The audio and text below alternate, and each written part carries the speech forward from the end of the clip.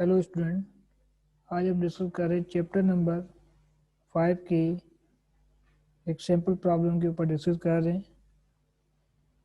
ये चैप्टर हमारे पास कौन सा स्केलर और वेक्टर है। कौन सा बेटा? Scalar and vector. एक टॉपिक है स्केलर और वेक्टर के रिजोल्यूशन ऑफ वेक्टर कहा जाता है, उसी के बेसिस पे इस प्रॉब्लम है। The X and Y component of the force.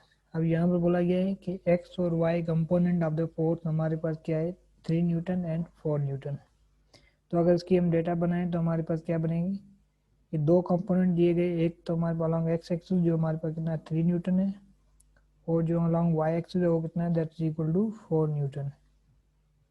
ठीक है, ये दो कंपोनेंट हमें बताए गए हैं और हमें फाइंड आउट क्या करना है कि मैग्नीट्यूड हमें फाइंड करना है कि इससे रिजल्टेंट जो कंपोनेंट होगा वो हमारे पास कितना होगा। हमारे पास रिक्वायर्ड क्या है, रिजल्टेंट फोर्स हमारे पास, एफ जो हमारे पास क्या है रिजल्टेंट है, हम क्या रिजल्टेंट फोर्स के बारे में फाइंड आउट करना है।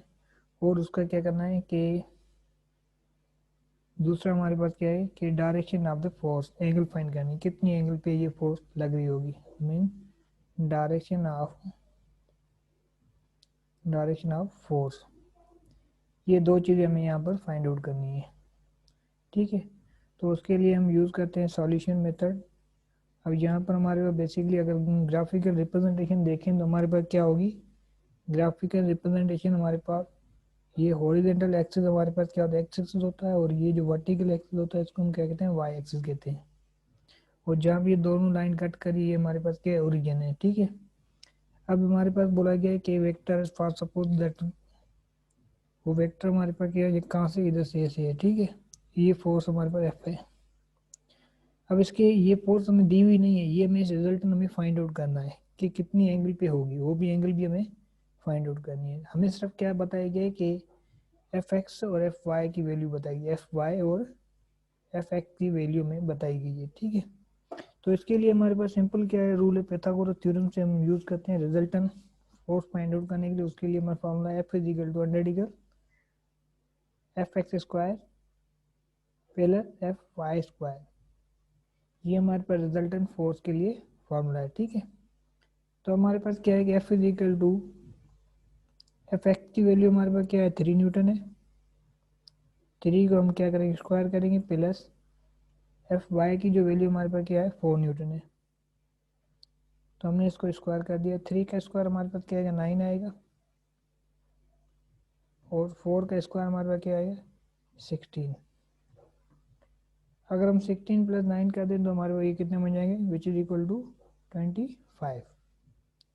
अगर 25 का अंडर रूट निकालें तो ये आंसर हमारे पास क्या बन जाएगा, this answer is equal to, इसका एफ का अगर ये फोर्स जो है वो हमारे पास कितनी बन जाएगी, which is equal to 5 newton. हमारे फोर्स कितनी आ रही, 5 न्यूटन।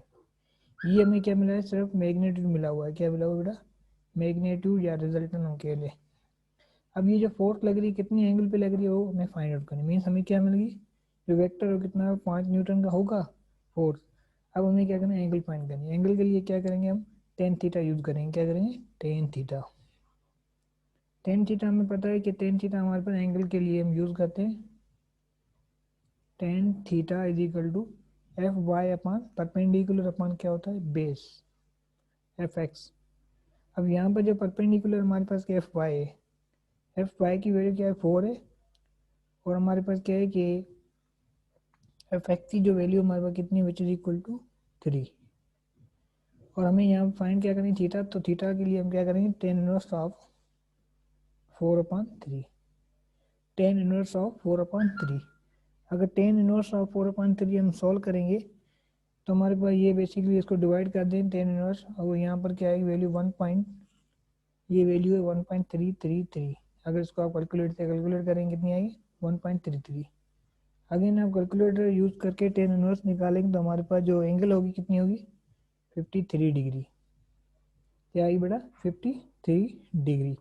अब ये हमें पास क्या मिल गई, एंगल मिल गई, जो फोर्स उस एंगल पे लग रही होगी, मीन्स कौन सी एंगल हमारे पास मिल गई, ये जो फोर्स यहाँ पर जो एंगल होगी ये थीटा हमारे पास 53 डिग्री होगी, और फोर्स कितनी है 5 न्यूटन पे लग रही होगी। ठीक है, तो ये हमारे पास दो चीज़ें यहाँ पर मिली हुई है। इस तरह से इस क्वेश्चन को हम सॉल्व कर सकते हैं। अगर कोई आपका क्वेश्चन हो तो नीचे कमेंट बॉक्स में आप कर सकते हैं।